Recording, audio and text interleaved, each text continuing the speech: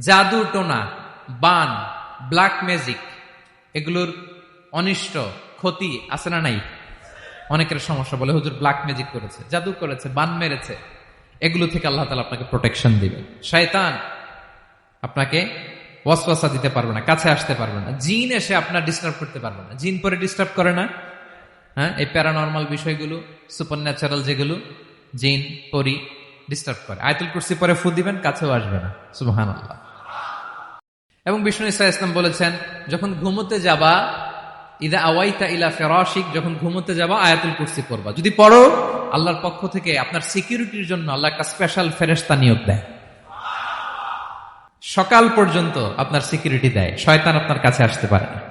ফজরের পরে পড়লে মাগরিব পর্যন্ত সিকিউরিটি, প্রোটেকশন ফ্রম আল্লাহ। মাগরিবের পরে পড়লে ফজর পর্যন্ত প্রোটেকশন ফ্রম আল্লাহ।